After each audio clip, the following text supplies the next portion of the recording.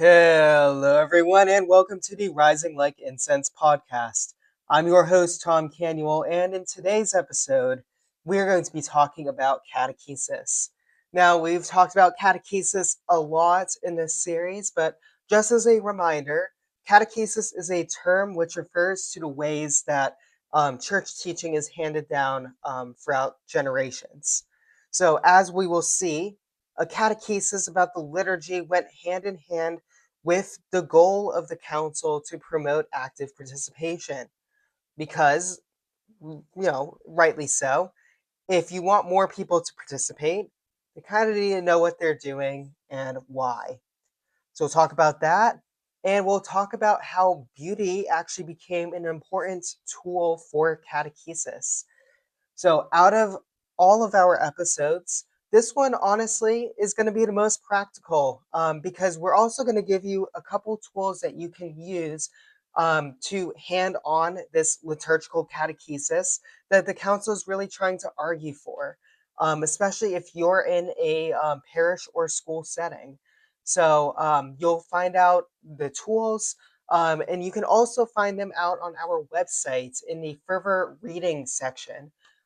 So just see our series description and follow the link from there. But without further ado, let's dive into today's content. So, as we've already learned, Sacrosanctum Concilium is a packed document. In episode 3, we talked about how this document was used to bring about reform, aggiornamento, and of course to create a liturgy that was more comparable to the early church, a process that we call ressourcement. In episode 4, we talked about how the council viewed the connection between liturgy and the Eucharist, how the Eucharist and the liturgy as a result was the source and summit of our faith. And in episode 5, we connected the power of God to sanctify or to make us holy was connected to the ways we enter into liturgy and actively participate in it. Of course, bound up with this call for active participation, though, was catechesis. Now, again, let's take you back to one of our previous episodes. In episode 2, we talked about the greatest promoter of catechesis was this guy, Benedictine monk named Dom Lambert Baudon. You know, the guy who put the Roman Missal in the hands of Catholics around the world. That guy.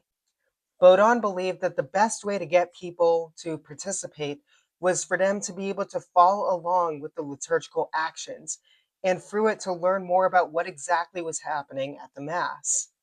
The Council, or Vatican II, agreed, arguing that the liturgical formation and catechesis of both members of the laity and the clergy was not just optional but essential. The noble simplicity, we're referring back to episode number 3 here, of the Reformed liturgy had to be within the people's power of comprehension. And again, that's a quote from that paragraph talking about noble simplicity. Um, and this idea of being within power of comprehension implies a need for catechesis. This, of course, would come about primarily through pastors who, by growing in knowledge about the liturgy, would attain competence in it and be able to spread that knowledge to their parishioners. But how this implementation would work was something that the council had to leave to ecclesial leaders at the time in Rome. But the council did provide some specific guidelines, and most notably, for their guidelines on aesthetics and beauty. You see, catechesis was directly connected with the sacred arts in the views of the members of Vatican II because of the way that it would hand down knowledge of the faith. And rather than really delving into this to start, I just want to use a practical example for us to kind of see how this works. When we look at the history of stained glass at medieval churches across Europe, we see how it had the power to teach, mainly to teach illiterate members of the laity who didn't know how to read, about the life of Jesus and the lives of the saints that followed after Jesus. When we look at various paintings and murals in those churches, we see how depictions of the life of Jesus help to form a certain consciousness in the lives of the faithful, right? We can um, read the crucifixion of Jesus, but we can see this powerfully depicted in the stained glass windows of our parishes back at home. And even now in our modern world, we see how movies about Jesus help to teach us about his life. And sometimes, if you're someone like me, we can't imagine Jesus as anything other than Jonathan Rumi. By the way, too, speaking of Jonathan Rumi and catechesis, I highly encourage watching his talk from the Eucharistic Congress in 2024 in Indianapolis, which I think gives some really good insights into kind of this exact thing I'm talking about. In his talk, he gives a depiction of what the bread of life discourse in John's gospel would have sounded like if it had been included in that series that he's a part of, The Chosen. So just highly encourage, if you haven't listened to that, might be worth listening, and you can kind of see how this form of catechesis begins to work. Just some food for thought on that. So, how exactly did this look in ushering liturgical reform? Well, in a couple ways. Articles 115 and 119 of Sacrosanctum Concilium argue that sacred music was to be taught in seminaries, in religious communities, to missionaries, and at all Catholic academic institutions. Now, that's a wide range of different institutions that are doing this, but why?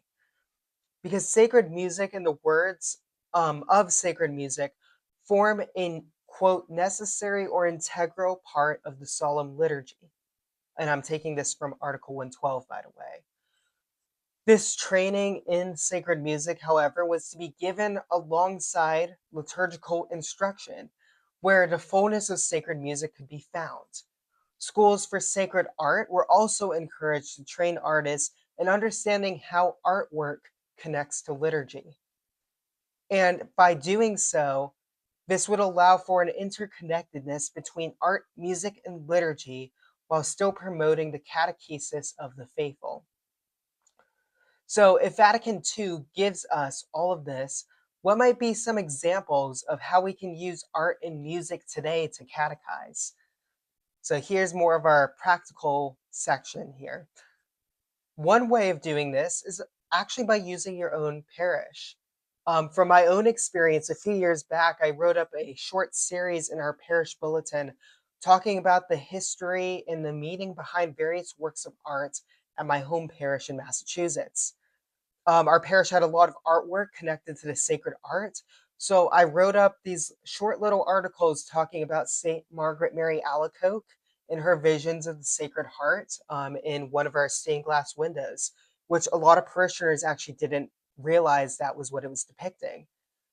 So I used that article as kind of this opportunity to connect the Sacred Heart to the Mass, how Christ gives us his Sacred Heart to the through the Eucharist, rather, and reminds us through it of his constant love for all of us. And I can guarantee you that your parish also has similar works of art. It might not be on the Sacred Heart, but it could be connected to your parish saints, Saint Nicholas, Saint Joseph, whatever it is. Um, and that you can use those works of art to connect to the mission of Vatican II to promote liturgical catechesis. To find out more about how sacred art and music connect to the liturgy, I've listed a number of different resources on our website, which again is linked in the description of this podcast. So be sure to check it out to find out what works of art might be good for your for the catechesis of your students, of members of the OCIA, or just members of your parish as a whole, and to be able to dive deeper into this topic. Well, my friends, I can't believe this, but we are already coming up on our last episode of Rising Like Incense. It's crazy that we're already here. But coming up in episode 7, we're going to be talking a little bit about some tension. You've kind of already seen this in some of the history, but we're going to talk about this tension between unity and diversity present in Sacrosanctum Concilium. And actually, this tension leaves us with some startling points about the role of beauty in the church today. And you'll be surprised to find out that there's not exactly a single answer to the modern Catholic understanding of beauty in the church. We tend to polarize it sometimes, but we learned that Vatican II actually sought a middle way of beauty. So, more on that to come. Stay tuned for our last episode of this series. And until then, my name is Tom Canuel, and we will see you next time on Rising Like Incense.